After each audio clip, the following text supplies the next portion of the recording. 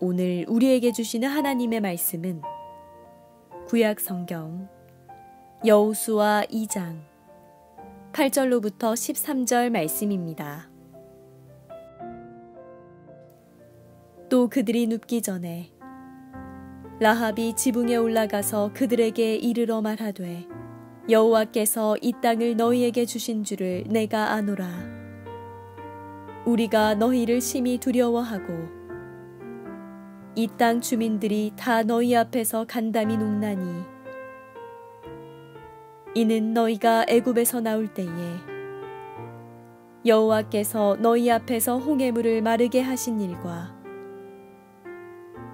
너희가 요단 저쪽에 있는 아모리 사람의 두 왕 시혼과 옥에게 행한 일 곧 그들을 전멸시킨 일을 우리가 들었음이니라. 우리가 듣자 곧 마음이 녹았고 너희로 말미암아 사람이 정신을 잃었나니 너희의 하나님 여호와는 위로는 하늘에서도 아래로는 땅에서도 하나님이시니라. 그러므로 이제 청하노니 내가 너희를 선대하였은즉 너희도 내 아버지의 집을 선대하도록 여호와로 내게 맹세하고 내게 증표를 내라. 그리고 나의 부모와 나의 남녀 형제와 그들에게 속한 모든 사람을 살려주어 우리 목숨을 죽음에서 건져내라. 아멘. 하나님께서 이 말씀을 통해 은혜 주시기를 원합니다. 옆에 사람하고 인사 한번 하시겠습니다. 참 반갑습니다.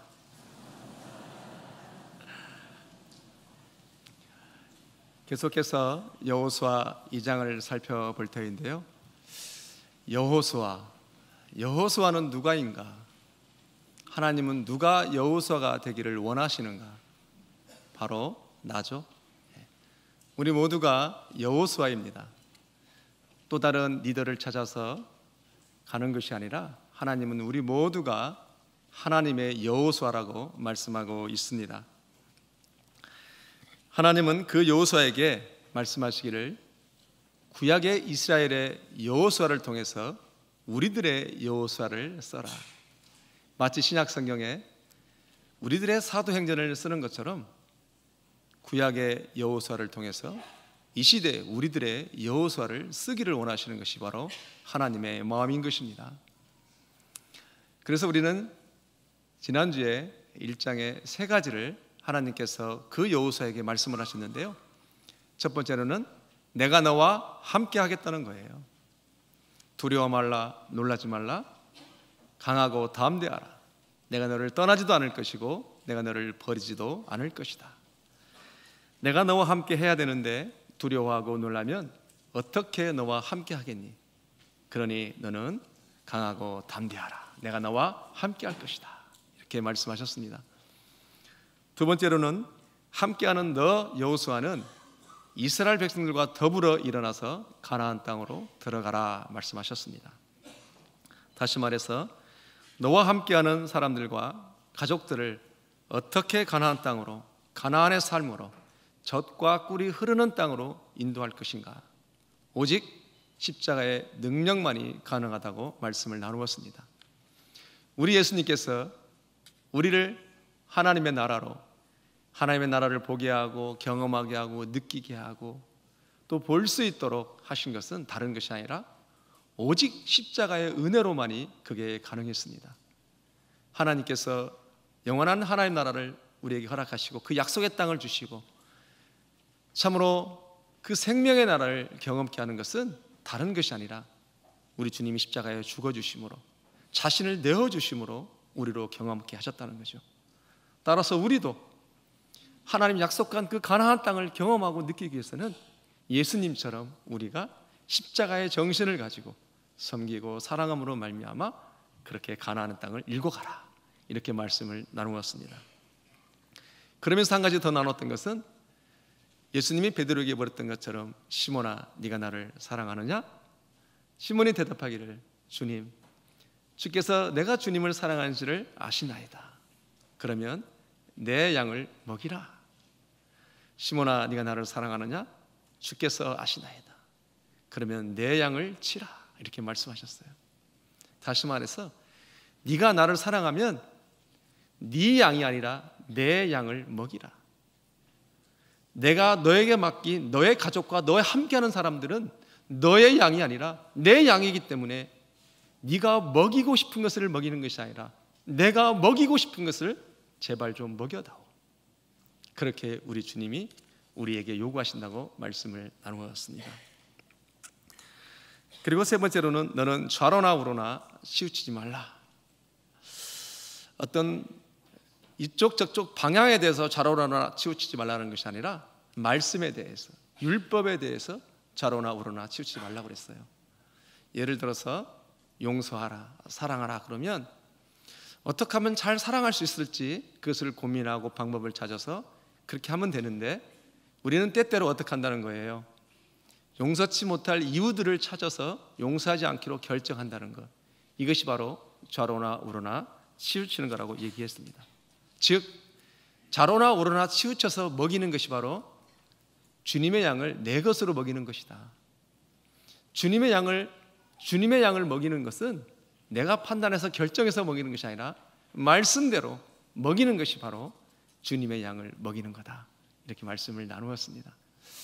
여러분, 제가 다시 한번 1장을 리뷰하는 이유는 이 여호수아 1장 이 세 가지가 전체를 다 얘기해 주는 거예요. 1장부터 23장까지가 24장까지가 반드시 내가 너와 함께 할 것이다. 그리고 너는 꼭 가나안을 정복할 것이다. 그리고 좌로나 우로나 치우치지 말라. 이것이 바로 에베소서를 이해하고 에베소서에서 말하는 가나안 땅을 정복하는 핵심이기 때문에 1장에서 먼저 말씀하신 거예요. 계속해서 우리는 24장까지 갈 때까지 제가 이 말씀을 나눌 겁니다. 여러분, 우리가 에베소서 할 때도 그렇게 나눴더니 어때요? 에베소서 전체 통째로 한 권을 다 드셨잖아요. 그렇죠? 예, 여호수아도 이제 그렇게 할 것입니다. 자, 오늘 본문 2장에서는 이제 그 여호수아에게 세 가지를 약속을 하시고, 여호수아는 이 약속을 붙잡고 가나안 땅을 건너가기 위해서 그 땅을 정탐을 하게 됩니다. 그래서 두 정탐꾼을 보내게 되는데요. 1절 상반절을 같이 한번 읽어볼까요? 시작. 눈의 아들 여호수아가 시딤에서 두 사람을 정탐꾼으로 보내매 이르시되 가서 그 땅과 여리고를 엿보라 하매. 아멘. 지도를 한번 보여주시겠어요? 여러분들이 지금 오른쪽에 보시면 시딤이 써 있죠? 왼쪽에는 여리고입니다. 지금 시딤에 이스라엘 백성들이 와 있는 거예요. 시딤에서 가운데 요단강까지는 약 8km입니다. 그리고 가운데 요단강에서 여리고까지는 12km, 걸어서 3시간 정도 갈 수 있는 거리입니다. 됐습니다. 이제 가나안 땅을 정탐하는 것은 역사적으로 두 번째예요. 이 두 번째 정탐 가운데 왜 여호수아는 두 사람만 정탐꾼으로 보냈을까요? 40년 전에 가데스바네아에서는 모세가 12 정탐꾼을 그 가나안 땅을 정탐하게 했거든요. 그런데 지금 40년 후에는 여호수아는 단 2명만, 그것도 은밀히 정탐꾼을 보낸 상황이 있는데요. 왜 그랬을까요? 이유는 과거의 쓰라린 실패를 되풀이하고 싶지 않다는 것입니다. 과거에는 12명 중에 여호수아 갈렙만 빼놓고 나머지 10명은 부정적인 보고를 했잖아요. 그래서 공동체에 불신앙을 갖게 되었고, 그 불신앙의 대가로 하나님이 뭐라고 말씀하셨냐면 내 귀에 들린 대로 행할 것이다, 이렇게 말씀하셔요. 그래서 40일을 정탐을 했는데 그들이 그 40일 동안 정탐을 하고 부정적인 말씀을 했기 때문에 내가 이 한날을 1년씩 져서 너희들이 광야에 40년에서 유리방황할 것이다, 이렇게 말씀했던 거예요. 가장 가까이서 여호수아가 그걸 너무 잘 본 거예요. 그래서 과거의 쓰라린 아픔을 되풀이하지 않고 싶어서 2명만 보낸 겁니다. 이제 이 2명의 정탐꾼이 그 여리고성에 가서 한 여자를 만나게 되는데요. 누구를 만나냐면 기생 라합이라고 하는 여자를 만나게 됩니다. 1절 하반절에 보면 그들이 가서 라합이라 하는 기생의 집에 들어가 거기에 유숙하더니 그럽니다. 여러분, 기생의 집은, 라합의 기생의 집은 상당히 상업적으로 큰 규모로 운영을 하는 여관 같은 곳이에요. 나그네들이 와서 그곳에 머물면서 많은 인포메이션, 정보도 듣고 이야기도 듣는 그런 주막 같은 곳, 좀 더 큰 사이즈의 그런 곳입니다. 그리고 기생 라합은 그들의 신전에 몸을 바쳤던 여자 중에 한 사람입니다. 자, 이 정탐꾼들이 들어왔다는 소식을 듣고 2절에 보니까 어떤 사람이 여리고 왕에게 말하여 이르되, 2절 보시겠어요? 말하여 이르되 보소서, 이 밤에 이스라엘 자손 중에 몇 사람이 이 땅을 정탐하러 이르러 들어왔나이다, 이렇게 얘기합니다. 여러분, 정탐꾼이 여리고성에 들어왔다는 것을 그들이 알고 있다고 하는 것은 상당히 지금 여리고성도 긴장하고 있다는 거예요. 비상체제가 있다는 거예요. 왜냐하면 비록 몇 시간 앞에 그 엄청난 이스라엘 백성들이 와 있다는 것을 여리고 사람들 알고 있는 거예요. 그래서 나름대로는 비상체제를 가지고 있는 것입니다. 그래서 그렇게 얘기하는 것이죠. 자, 그러면 왜 이들이 이렇게 긴장하고 있는가, 그 상황들은 나중에 좀 설명할 텐데, 그럼 첫 번째로 오늘 말씀의 제목이 하나님이 사랑한 라합이라고 했는데, 그럼 먼저 라합이 누군가, 라합이 누군지를 우리가 좀 알 필요가 있습니다. 라합은 누구냐면요, 라합은 이방인이고 기생이고 창녀입니다. 그런데 중요한 것은 여러분, 이 기생이고 이방인이고 창녀인데도 불구하고 그는 마태복음 1장 5절 말씀에 예수님의 족보를 얘기하는 데서 그 이름이 등장을 합니다. 왜 그럴까? 이유가 있지 않겠어요? 특별한 메시지가 있지 않겠습니까? 여러분, 마태복음 1장 5절 한번 같이 읽어볼까요? 시작. 살몬은 라합에게서 보아스를 낳고, 보아스는 르덱에서 오벳을 낳고, 오벳은 이새를 낳고, 이새는 다윗을 낳습니다. 그러니까 다윗의 할머니가 바로 이 라합이에요. 어떤 구색을 맞추기 위해서 기록한 것은 아닐 텐데, 이렇게 족보에 올라갈 만큼 무엇인가 있다는 거예요. 더군다나 기생이고 이렇게 신분의 문제가 아니라면 더더욱이 특별한 하나님의 섭리와 하나님의 감동과 하나님의 마음을 만져드리는 그런 라합의 삶이 있었지 않았겠냐는 거예요. 오늘 그 말씀을 나눌 터인데요, 여러분, 이 라합을 신약성경에서는 히브리서 11장 31절에 이렇게 말합니다. 함께합니다. 시작. 믿음으로 기생 라합은 정탐꾼을 평안히 영접하였으므로 순종하지 아니한 자와 함께 멸망하지 아니하였도다.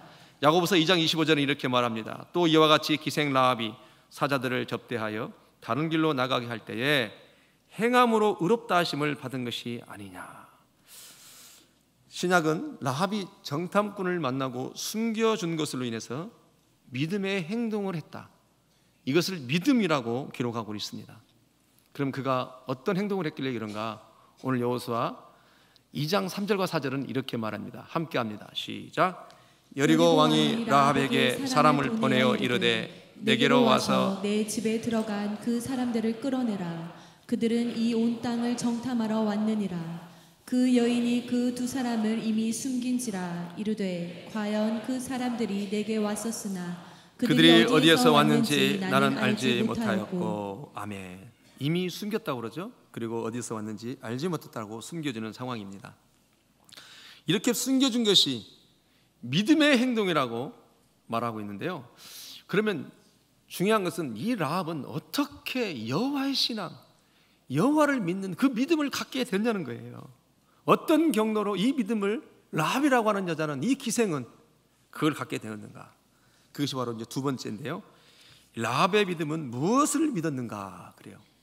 라합의 믿음은, 라합이 무엇을 믿었는가? 8절부터 10절인데 제가 먼저 읽고 말씀을 이어가겠습니다. 믿음을 갖게 한 이유인데, 또 그들이 눕기 전에 라합이 지붕에 올라가서 그들에게 이르되 말하되 여호와께서 이 땅을 너희에게 주신 줄을 내가 아노라. 우리가 너희를 심히 두려워하고 이 땅 주민들이 다 너희 앞에 간담이 녹았나니 이는 너희가 애굽에서 나올 때에 여호와께서 너희 앞에서 홍해 물을 마르게 하신 일과 너희가 요단 저쪽에 있는 아모리 사람의 두 왕 시온과 옥에게 행한 일, 곧 그들을 전멸시킨 일을 우리가 들었음이니라. 그렇게 얘기해요. 자, 라합이 듣고 간담이 녹아서 믿은 것은 두 가지예요. 첫 번째로는 10절에 보니까 요단 저쪽에 있는 아모리의 두 왕 시온과 옥에게 행한 일, 곧 그들을 전멸시킨 일을 들었다는 거예요. 여러분, 이 아모리 사람들은 아낙 자손인데요, 네피림들입니다. 거인족들이에요. 얼마나 큰 거인이냐면요, 그들의 침상이 4m나 된다고 얘기해요. 여러분, 우리가 골리앗을 한번 시추해 보면은 약 3m 정도가 되거든요. 그럼 그 당시에 골리앗이라고 하는 그런 거대한 종족이 있었다라고 하는 것은 이 아모리 족속 자체도 이렇게 엄청난 침상이 4m나 된다라고 하는 사람들이 있었더라 없었더라? 있었다는 거예요. 그러니까 적어도 3m 이상은 된다는 거예요. 그것을 증명해 주는 말씀이 신명기 3장 11절인데, 르바임 족속에 남은 자는 바산왕 옥분이었으며 그의 침상은 철 침상이라 아직도 암몬 족속에 라빠 있지 아니하냐. 그것을 사람의 보통 규빗으로 재면 그 길이가 9규빗이고 너비가 4규빗이라 그래요. 여러분, 한 규빗에 45cm입니다.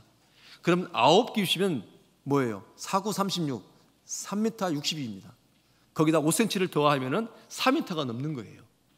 그리고 폭이 4규빗이 그러면 1m 80입니다. 1.8리터. 그죠? 그러니까 사이즈가 어마어마한 거예요. 그렇게 큰 종족들입니다. 자, 지금부터 말씀이 중요해요. 그런데 그렇게 어마어마한 종족들, 거인족들을 이 이스라엘 백성들이 그 거인족들을 어떻게 했다는 거예요? 지금 다 전멸시켰다는 거예요. 그것도 어디에서요? 바로 지천에 3시간 거리 앞에서 그들이 지금 300만 명이라는 어마어마한 숫자가 진을 치고 있는 거예요. 그러니까 그 누구도 그 아모리 족속을 손을 대지 못했는데, 이스라엘 백성들은 여호와의 신을 가지고 있는 그들은 그 엄청난 족속들을 멸절시켰다는 거예요. 근데 그것도 부족이 여겨서 어떻게 했다는 거예요? 이 민족들은 애굽에서, 그 강대국 애굽에서 끌어내어서 여호와라는 신이 이제는 홍해를 건너서 40년을 거쳐서 이 앞에 와 있다는 거예요. 그 홍해를 넘어서. 뿐만 아니라 여러분, 이 여리고 사람들은 광야가 어떤 곳인지를 압니다. 절대로 그 광야에서 사람이 살 수 없는 것을 라고 하는 것을 이 여리고 사람들은 알아요.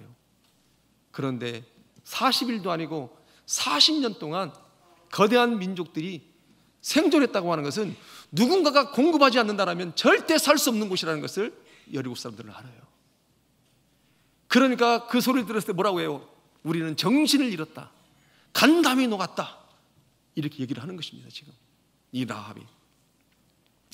자, 이렇게 아모리 족속을 전멸시킨 것이 또 엄청나게 두려운 거잖아요. 지금요. 여러분, 여기서 전멸이라고 하는 것은 히브리어로 헤렘인데, 헤렘, 진멸하다, 전멸시키다, 그런 뜻이 있어요. 이 진멸, 헤렘 전쟁은 구약에서 하나님의 거룩성을 훼손하거나 하나님의 백성을 대적하는 민족들에게는 하나님은 헤렘, 진멸 전쟁을 명령을 하셨습니다. 사무엘상 15장 2절과 3절인데요. 같이 읽어볼까요? 시작. 만군의 여호와께서 이같이 말씀하시기를 아말렉이 이스라엘에게 행한 일, 곧 애굽에서 나올 때 길에서 대적한 일로 내가 그들을 버렸노니 지금 가서 아말렉을 쳐서 그들의 모든 소유를 남기지 말고 진멸하되 남녀와 소아와 젖먹는 아이와 우양과 낙타와 나귀를 죽이라 하셨나이다. 아멘. 여러분, 이 아말렉 족속을 남녀노소 모든 우양까지 다 전멸하라고 하잖아요. 출애굽기 17장에 보면 이스라엘 백성들이 출애굽을 할 때, 가나안 땅을 향해 진군할 때 이 아말렉 족속이 여호와의 군대에 후미를 칩니다. 그때 하나님이 얼마나 섭섭했던지, 하나님은 날마다 말씀하실 때 내가 애굽 땅에서 이끌어내는 너의 하나님이라는 것을 엄청나게 자부심을 갖고 있어요. 사단의 굴레에서, 죄의 굴레에서 우리를 건져내신 그 하나님 아버지, 이 여호와의 군대, 하나님의 택한 백성들을 후미를 쳤다? 하나님의 거룩성과 하나님의 백성들을 대적했다고 하는 것은 곧 하나님을 대적한 것이기 때문에 모세한테 하는 말이, 모세야 기록하라, 천하에 없이 이 아말렉 족속을 이름도 없이 하게 하겠다. 그렇게 하나님이 그때 출애굽기 17장에서 말씀하시거든요. 그리고 수백 년 후에 사무엘상 15장에서 사울을 통해서 진멸하라고 합니다. 그때 사울도 다 온전히 순종을 못해요. 그래서 사울도 그 왕권을 찬탈당합니다. 하나님 앞에 순종하지 않았기 때문에. 그 나중에는 다윗이 이 일을 하거든요. 자, 어쨌든 다른 족속들과 다르게 이스라엘의 백성들은 전쟁이라고 했는데 그들의 전쟁은 해련 전쟁이라는 거예요. 전멸의 전쟁이라는 것을 이 라합은 알고 있었습니다. 그렇기 때문에 이 라합은 반드시 저들이 이 여리고 땅을 심판하고 온다라고 하는 것을 알고 있었던 거예요. 그래서 9절에서 이렇게 라합이 고백을 하는 겁니다. 9절 다시 한번 읽어볼까요? 시작. 말하되 여호와께서 이 땅을 너희에게 주신 줄을 내가 아노라. 우리가 너희를 심히 두려워하고 이 땅 주민들이 다 너희 앞에 간담이 녹나니. 아멘. 여러분, 기생 라합의 이야기를 통해서 하나님은 우리에게 무엇을 말씀하고 싶을까요? 기생 라합의 이야기를 통해서 왜 성경은 이렇게 기록하고 우리에게 주시는 메시지가 뭘까요? 그것은 뭐냐면요, 복음의 대상이 아니면 결국 그 죄악 때문에 진멸의 대상이라고 하는 것을 알게 한 위함이라는 거예요. 그러니까 복음의 대상이 아니면 하나님의 적을 처리하는 방법은 헤렘이라는 거예요. 진멸의 전쟁이라는 거예요. 여러분, 성경 히브리서 9장 20절은 이렇게 말합니다. 시작. 한 번 죽는 것은 사람에게 정해진 것이요 그 위에는 심판이 있으리라. 아멘. 사랑하는 성도 여러분, 오해하지 마십시오. 우리 하나님이 겁주려고 하는 것이 아니라 우리가 가지고 있는 이 복음의 혜택이, 복음의 은혜가, 복음의 아름다움이, 복음의 역사가 얼마나 크고 놀라운지를 너는 아냐는 거예요. 너는 알고 있냐는 거예요. 아무에게 주어진 이 복음의 은혜가, 우리가 가지고 있는 이 복음의 은혜가 진멸의 대상이 아니라 복음의 대상으로 우리가 불림을 받았다는 것이 얼마나 크고 놀라운지를 하나님은 알기를 원하는 마음인 거예요. 동시에 여전히 복음의 대상이 아니라면 빨리 라합의 믿음을 가지고 하나님 앞에 나와서 내가 복음의 대상으로, 진멸의 대상에서 복음의 대상으로 바뀌어져야 된다는 것이 우리에게 주시는 메시지입니다. 믿습니까? 이스라엘 백성들은 40년이나 걸쳐서 뭘 알았어요? 나를 부르신 하나님이 누구신지를 알았어요. 40년 광야 생활을 해서야 비로소 내가 누구인지 나의 정체성을 알게 된 것이 바로 이스라엘 백성들이에요. 그런데 오늘 이방인 라합은 이방인인데도 불구하고 40년 동안 한 번도 하나님의 은혜를 경험하지도 않았음에도 불구하고 단 헤렘의 전쟁의 이야기를 듣고 상천하지에 주와 같으신 분이 없다, 너희 하나님 같은 분이 없다라고 이 라합은 고백하고 있는 것입니다. 밖에서 라합은 이방인인데도 불구하고 그렇게 고백을 하고 있는데요, 여러분 11절에 보니까 우리가 듣자 곧 마음이 녹았고 너희로 말미암아 사람이 정신을 잃었나니 너희 하나님 여호와는 위로는 하늘에서도 아래는 땅에서도 하나님이시라, 이렇게 얘기를 해요. 한 이방 여인이 저곳에서 저들의 신의 이야기를 듣고 믿음을 가질 수 있는데, 정작 하나님의 공동체 안에서 하나님이 계신지 안 계신지, 하나님의 뜻이 무엇인지, 하나님의 생각이 무엇인지, 하나님의 비전이 무엇인지 모르고 산다라면 결코 이것은 작은 일이 아니라는 거예요. 한 번도 여호와를 경험하고 만나보지도 못하고 듣기만 했던 그 여인도 상천하지에 오직 유일한 하나님만이 참신이라고 고백하는 그 여인도 있는데, 날마다 역사가 일어나는 이 공동체 안에서 정말로 하나님이 있는지 없는지 헷갈리고 있다라면, 그것을 보지 못하고 있다라면 결코 그것은 작은 일이 아니라고 오늘 라합을 통해서 우리에게 하나님은 도전하는 것입니다. 사랑하는 성도 여러분, 저는 이 시간 여러분에게 도전합니다. 아니면 축복합니다. 우리 생명선교회 어느 누구 단 한 명도 만군의 여호와 하나님, 상천하시에 유일하신 그 하나님을 모르거나 잃어버리는 일이 있지 아니하도록 주의 이름으로 축복합니다. 하나님을 만나야 됩니다. 예수 그리스도를 만나야 됩니다. 고린도서 1장 18절에 이렇게 말합니다. 십자가의 도가 멸망하는 자들에게는 미련한 것이요 그러나 구원을 얻는 자에게 하나님의 능력이라. 로마서 1장 16절은 또 말씀하십니다. 내가 복음을 부끄러워하지 아니하노니 이 복음에는 모든 믿는 자들에게 구원해 주시는 하나님의 능력이 됨이라. 첫째는 유대인이요 둘째는 헬라인이로다. 이렇게 말씀하고 있습니다. 이방인도 보는데 부르심을 받은 사람이 하나님이 계신지 안 계신지 혼란스러워한다면 나를 이 자리에 있게 한 그 하나님을 향하여 라합처럼 고백하고 나가는 우리 모두가 되기를 주님으로 축복합니다. 두 번째로 또 하나의 라합이 듣고 간담이 녹아 믿게 된 것은 한 민족이 바다를 건너 출애굽한 사건이잖아요. 앞서서 말씀드렸지만 10절에 상반절에 보니까 이렇게 말씀합니다. 이는 너희가 애굽에서 나올 때 여호와께서 너희 하나님 앞에서 너희 앞에서 홍해물을 마르게 하신 일과 그래요. 여러분 그 큰 홍해를 가보신 분 아시겠지만 홍해가 바다잖아요. 얼마나 큽니까? 그 큰 홍해 바다를 건너는 것도 참 놀라운 일이잖아요. 근데 홍해를 마르겠다는 거예요. 마르겠다는 거예요. 맨 땅을 지나가겠다는 거예요. 제가 말씀을 준비하고 묵상하면서 컵에 있는 이 종지에 있는 물을 딱 봤어요.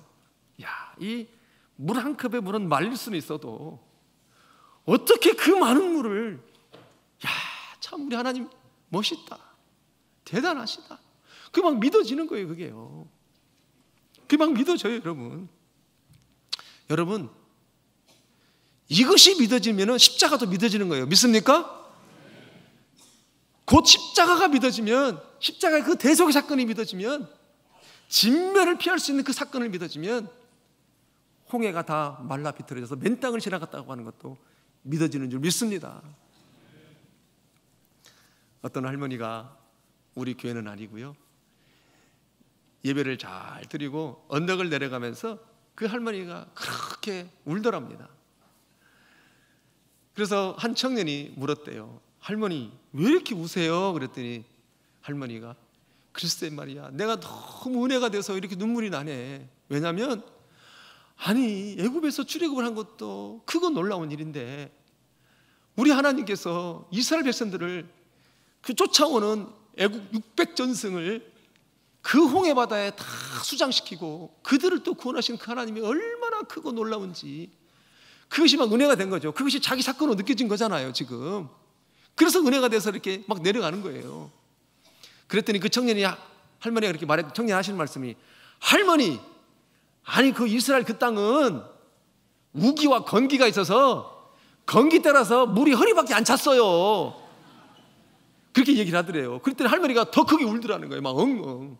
아니 왜 이렇게 더 크게 우냐 했더니, 아니 물도 허리밖에 안 찼는데 그 많은 사람을 죽였다니까 더 큰 은혜야.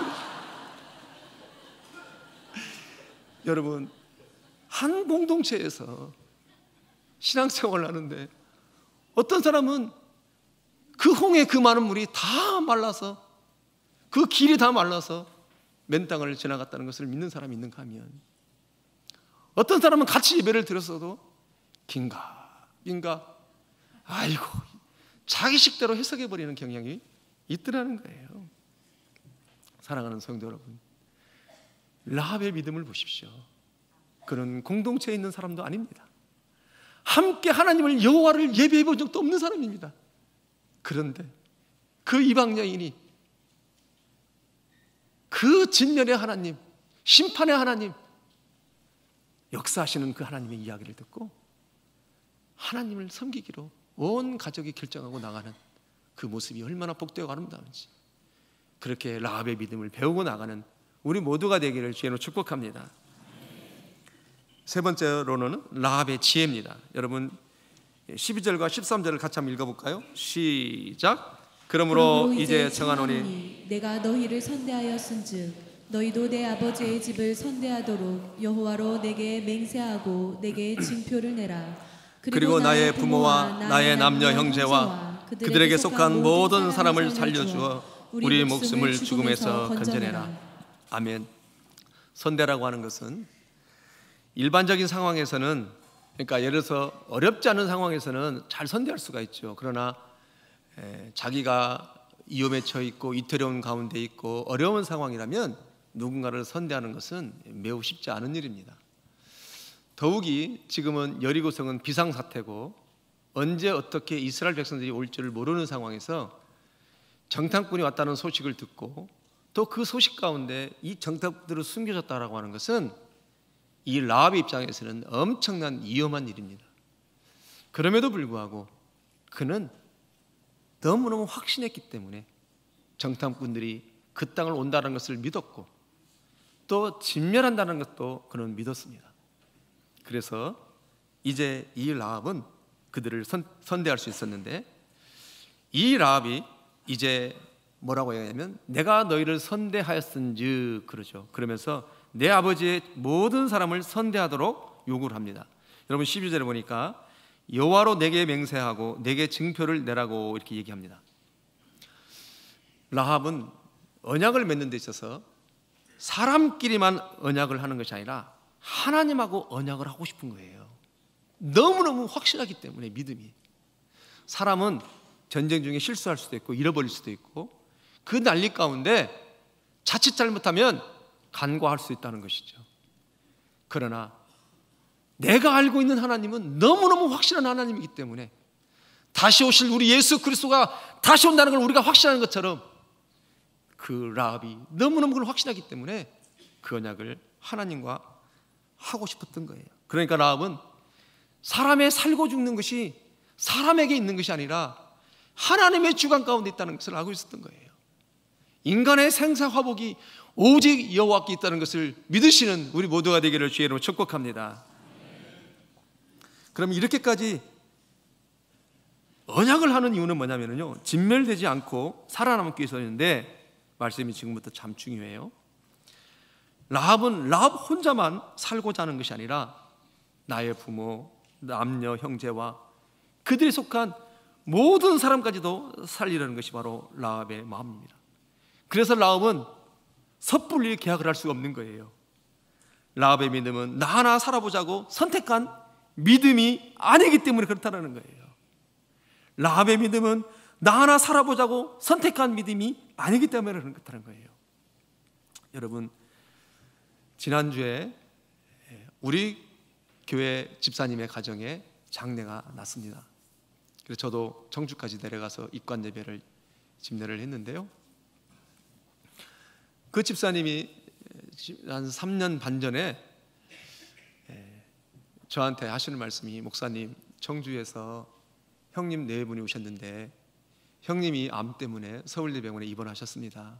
수술을 앞두고 있는데요, 이렇게 말씀하시더라고요. 집사님 가보십시다. 그래서 동행을 해서 같이 갔습니다. 그때 하나님이 저에게 너무너무 강력하게 복음을 제시하라는 마음을 주셨어요. 그래서 복음을 제시하고 예수를 믿어야 할 이유에 대해서 쭉 설명을 하고, 그분이 나는 죄인이라고 하는 고백을 하면서 예수님을 영접하게 됐고 그 이후에 지금도 신앙생활을 하고 계십니다. 그리고 1년 후쯤에 또 그 집사님께서 저한테 하시는 말씀이, 목사님, 부모님이 편찮으셔서 중환자실에 계십니다. 가보십시다. 그래서 또 청주를 가게 되었습니다. 중환자실 들어가서 아버님을 복음 제시를 해서 또 말씀을 드리고 나와서 응급실에서 이제 어머니를 앞에 놓고 또 복음 제시를 했습니다.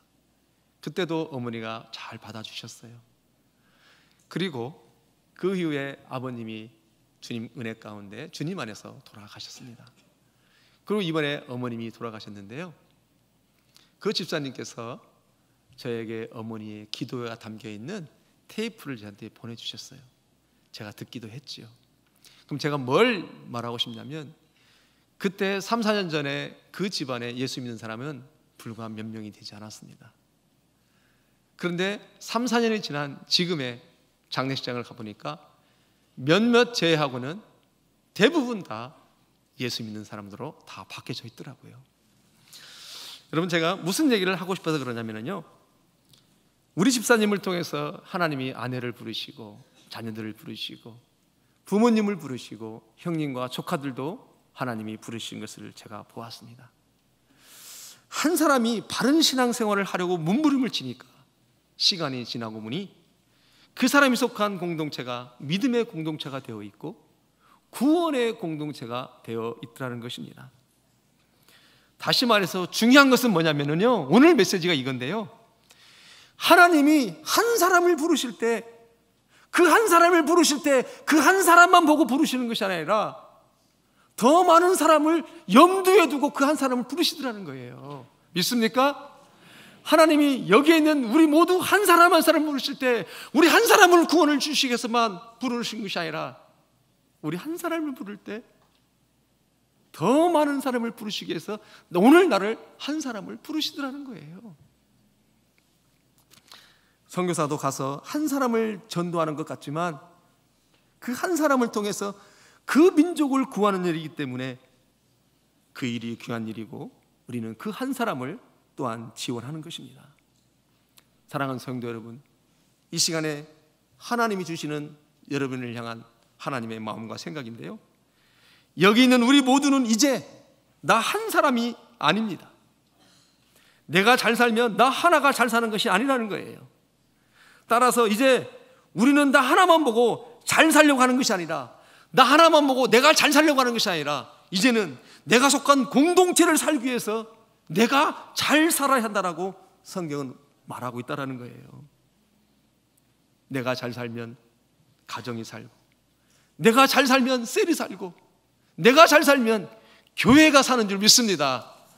반대로 나로 인해 셀이 흔들릴 수 있고, 나로 인해 교회가 흔들릴 수 있고, 나 때문에 우리 가정의 믿음이 이룰 수도 있다는 것입니다. 이렇게 내가가 중요합니다. 이제는 내가는 내가 아니고 우리이고 공동체이기 때문입니다. 다시 한번 도전합니다. 하나님이 우리를 부르실 때는 나 한 사람을 위해서 부르시려고 나를 부르신 것이 아니라 나와 더불어 부르시기 위한 하나님의 계획이 있다는 거예요. 여러분, 라합, 이 라합이 가지고 있는 이 사상이 하나님이 라합을 사랑하는 그 마음이었다는 거예요. 라합은 자기 혼자만 살려고 믿음을 선택한 것이 아니라 속해 있는 공동체를 다 살리기 위해서 그 믿음을 선택했던 것이에요. 그래서 하나님이 그것을 너무너무 귀하게 여겼던 것입니다. 라합이라고 하는 한 여자의 이름 가운데 하나님의 눈물과 하나님의 역사와 하나님의 감동이 다 들어있는 줄 믿습니다. 여러분, 이름, 그 한 사람 한 사람의 이름 가운데 하나님의 역사가 있고 하나님의 감동이 있다는 거예요. 여러분, 라합이라는 여자, 한 종을 선대한 여자로 끝나는 게 아니에요. 라합이라고 하는 여자의 이방인 여자 속에서 우리에게 주시는 메시지, 이방인도 이렇게 하나님을 사랑해서 그토록 하나님을 섬기기로 결정했다라면 오늘 날마다 하나님이 역사하시는 이 공동체에서 단 한 사람도 빼놓지 않고 모두가 다 하나님의 일하심을, 하나님의 행하심을, 하나님 나를 사랑하심을, 나를 복음의 대상으로 삼으셨다는 것을 믿고 나가는 우리 모두가 되시기를 주의 이름으로 축복합니다. 여러분, 말씀을 맺으려고 하는데요, 1장 핵심이 뭐예요? 세 가지였잖아요. 내가 너와 함께 하겠다. 너는 이스라엘 백성들을 너와 더불어 일어나서 가나안 땅으로 인도하라. 그리고 너는 좌로로나 치우치지 말라. 여호수아에게 말씀했던 이 세 가지가 지금 라합이 하고 있는 거예요. 라합이 고백합니다. 오직 상천하지에 유일하신 하나님만이 나의 구원자라고, 그분만이 나를 진멸의 대상에서 회복할 수 있는 분이라고, 그분만이 나와 함께 할 수 있는 분이라고 라합은 고백합니다. 그리고 라합은 또 고백하기를, 이제는 그 수많은 백성들을 가나안 땅에 인도하겠던 것처럼 실질적인 가나안 땅 하나님 나라로 그의 가족들을 구원의 바늘로 설 수 있도록, 그 믿음을 선택할 때 나 혼자의 살고자 믿음을 선택한 것이 아니라 같이 살고자 해서 믿음을 선택했던 그 라합, 그리고 좌로우나로 치우치지 말라. 그는 정탐꾼 나라의 언약을, 맹세를 지켜나갔습니다. 내가 이것을 누설치 아니하리라. 그래서 끝내는 어떤 결과를 가져왔어요? 여러분, 6장 24절부터 25절 말씀입니다. 함께합니다. 시작. 무리가 그 성과 그 가운데에 있는 모든 것을 불로 사르고 은금과 동철 기구는 여호와의 집 곳간에 두었더라. 여호수아가 기생 라합과 그의 아버지의 가족과 그에게 속한 모든 것을 살렸으므로 그가 오늘까지 이스라엘 중에 거주하였으니 이는 여호수아가 여리고성을 정탐하려 보낸 사자들을 숨겼습니다. 아멘. 사랑하는 성도 여러분, 가족 간에 불편함이 있습니까? 가까이 있는 사람 간에 관계가 어려우신 분이 있을까요? 사랑하는 성도 여러분, 하나님은 우리를 부르실 때 나만 구원하기 위해서 부르신 것이 아니라는 거예요. 다시 한번 힘을 내시고 용기를 내시고 하나님이 일하실 수 있도록 우리가 그 마음, 그 공간을 내어드리는 우리 모두가 되기를 주님 축복합니다. 기도하시겠습니다. 고마우신 하나님 아버지, 이방 여인 라합은 듣기만 했어도 상처나지에 여호와 같은 신이 없다라고 고백했습니다. 하나님, 하나님의 몸된 교회 공동체에서 우리가 신앙생활하면서 단 한 사람도 하나님이 계신지 안 계신지, 하나님의 언약의 말씀이 이루실지 안 이루실지 그것을 헷갈려하거나 그것을 믿지 못하는 사람이 한 사람도 있지 아니하도록 우리 하나님 긍휼과 자비와 축복을 더하여 주시옵소서. 여기에 있는 사람을 불렀을 때 그 한 사람을 부르기 위해서만 그를 부른 것이 아니라 그와 더불어 불러야 할 영혼이 있기 때문에 우리를 부르신 줄 아오니 하나님 다시 한번 용기를 내어서 손을 내미는 우리 모두가 되게 하여 주시옵소서.